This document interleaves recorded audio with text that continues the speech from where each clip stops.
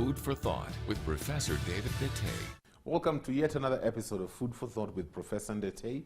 My name is James Okumu. This is where we get to talk about mental health issues, creating awareness so that we can kill the stigma associated with mental health issues. We began a brand new series looking at co-occurring situations, co-occurring disorders. This is where you have more than one disorder within the same person occurring at the same time.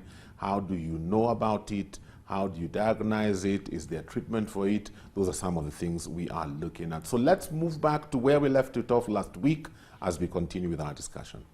I'm just wondering, when you have that kind of a scenario, these two mental health conditions in one person, are they to the same intensity, or is one more intense than the other? One can be more intense than the other one, depending on what produces more problem. Okay. Let's talk about, for example, we talk about physical conditions. We said diabetes, sometimes thyroid, very common indeed, by the way, thyroid occurring with the physical condition, with the psychiatric condition. So let's talk about very simple things, what we know, diabetes and hypertension, high blood pressure. Yeah, it depends on which will represent more. The depression, the diabetes will probably be more prominent. And you know why it will be more prominent? Because this person is passing a lot of urine. He's doing a lot of water, passing a lot of urine, maybe getting dizzy. So they will come with what is presenting most, what is bothering them most. The relative will see this patient is spending a lot of time in the toilet, is even wetting themselves. That's what they see. They will not see the hypertension in that person. They will just discover that hypertension if they go to see a doctor. Yes. Many of us, we go to different doctors. Yes. We are all over the place, and sometimes we do a lot of self-medication. Yes. You know, so that's why I'm asking: Do we really keep a good medical history in this nation? Let me not comment on. I don't want. I don't want to go that direction. You don't want to be quoted. I don't want to be taken that direction. Yes. But I do remember with somebody called McDonald. McDougall. He was our teacher here in the medical school. And when we went to the ward round, this is what he used to teach us. We didn't know what this man was telling us. Why did we spend a lot of time listening to stories when we can just do a blood test?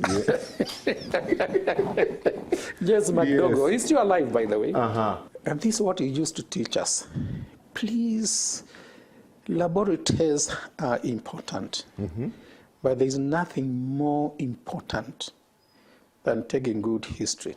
And he used to tell us, listen, and listen, and listen, and ask questions. Because the patient may not know what is going on, why they are feeling the way they are feeling, but as a doctor, they are actually telling you their diagnosis. You get me? Yes, I get you. The patient is actually, by describing what they are feeling, is they are telling you their diagnosis. And it's up to you to understand, to interpret what they are telling you, and then on the basis of that, you can go and do your investigations. But this blanket cover of doing everything when you see a patient, as if you are going out fishing, and you don't know whether you want to catch tilapia or you want to catch this, as God is on the place, depending on the circumstances. But in many cases, people may not even, they may not avoid that. And I remember, as if it was yesterday, we are talking to a patient, a lady who came from where I come from. And after McDougall asked to ask this patient this question and that question and that question and that question, he was not even satisfied. He told me to find out from her whether there was another problem. There was another problem. And let me just say it, because this is the way I said it. I asked this patient, Wawa Inge. One word, one Kamba word. Yeah. And that one Kamba word summarized everything. I was asking about anything else that she could. Yeah, and said, you must be joking. One word to describe all of these things. Yes. I said, yeah, maybe, yeah, I think it does. Yeah. So basically, what we are saying is that take thorough history. History. Yes. Many conditions occur together. Okay.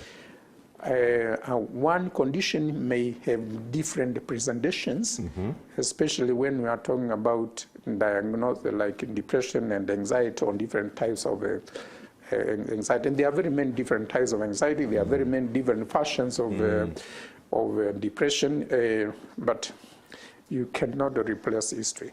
Okay. Until, and this is what people are talking, until we are able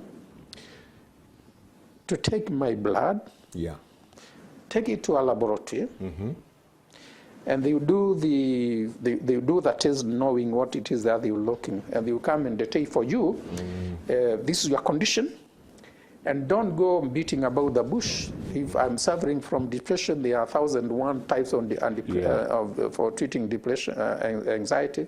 Take this medicine because that's what is going to work for you. That's coming. And that is coming. I don't know how long it takes. I know they are doing a lot of it in Europe. They are doing a lot of it in a few places in India, maybe in Japan and those sides. They are doing a lot of it in the USA. At the moment, it is really being done at the laboratory level. Although you can go, if you can afford it, because not in the mainstream service, you can go and say, I want a genetic profile for my condition. Yes, that is coming.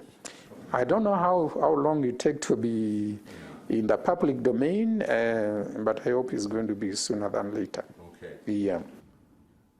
I'm just wondering how, in your practice here and in seeing as many people as you see, how is this common? How common is it locally?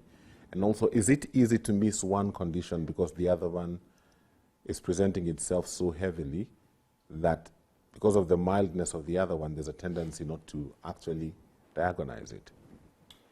Yes and no. And I'll give you several examples. Yeah.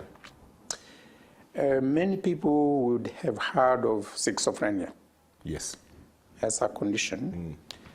They will also have heard of depression, affect disorder. Yeah. Schizophrenia, affect disorder has something to do with the depression for the sake of argument, trying to make it very simple. Until I think it was in 1934, not a long time ago, well, we are talking about close to 90 years ago, somebody said, we see patients who are suffering from schizophrenia purely. We are also seeing patients who are suffering an affective disorder purely. Yes. But we are also seeing many patients who are suffering from a combination of them. So we call it schizoaffective schizophrenia occurring together with the depression. And that's, again, very, very common. And then sometime we actually, working in Mathare, we also found it was very common, although there was a tendency to miss it. And the only tendency to miss it is maybe people are very busy. Yeah. They don't have that. What would you have? What would you do? And I'm not blaming anybody. I had the same problem here at Kenyatta National Hospital when I came from UK. Yeah. We are running a clinic which we just call Clinic 24 here, next door. And I had been trained to take enough time with the patient. They just come from UK. Yeah.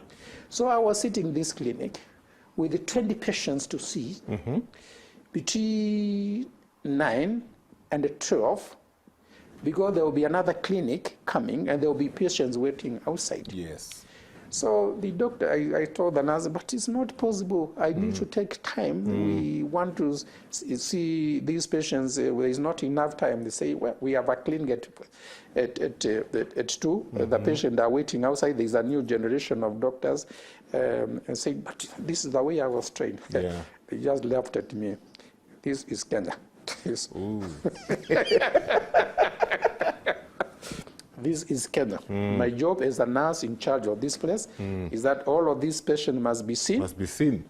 And clear the queue. You can't say you can't see them. And then because there's another clinic that's coming. Wow. Yeah, I learned it the hard way. So there are situations when doctors are very busy. They don't have the time. There are other pressures for them to do this and that and that. But in an ideal situation, that is the way it should be done. No wonder that if you say you have depression, Yes. whereas patients can just come here with an appointment and they say this afternoon or this week or sooner. In the UK, where it is all funded by the government, so you don't have to go and see a private doctor. It's not necessary. No.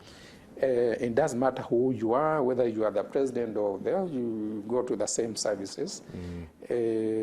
When Boris Johnson had COVID, he went to a hospital that I know very well, where everybody else goes.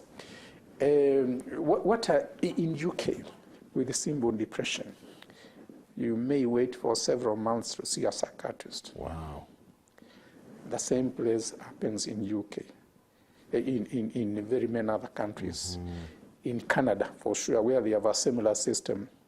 So it's a combination. People want to do things the right way, take enough time and do, but they can't do it. They can't do that. Yeah, they can't do it. So to see a psychiatric patient, you may have to wait for a long time to see a doctor if you want it done properly. Okay. But you can't do that here. You can't ask people to wait for 6 months. Oh, no. Yeah, you can't. Yeah. So I am not blaming anybody. Yeah. This is why I didn't want you to drive me that direction. Okay. Yeah. Okay. Yeah. Now I understand. Thank you so much. I hope that you've gained some knowledge on this amazing topic, co-occurring disorders. As always, tell a friend. And if you haven't subscribed to our YouTube channel, do so. Let this information spread as far wide as possible, because these are important things we are talking about. And also, I would like some feedback from you. If these segments are educative for you and they're giving you vital information and you love what we are doing, please take the time right now to give me some feedback via our SMS line. 20316 is the SMS line, and the WhatsApp number is 0786 316 316. And like I always tell you, if you have some topics you would like for us to cover that we haven't covered, feel free to suggest them as well. Until next week, when we pick up from where we left off today, have yourselves a great day. Food for Thought with Professor David Bitte.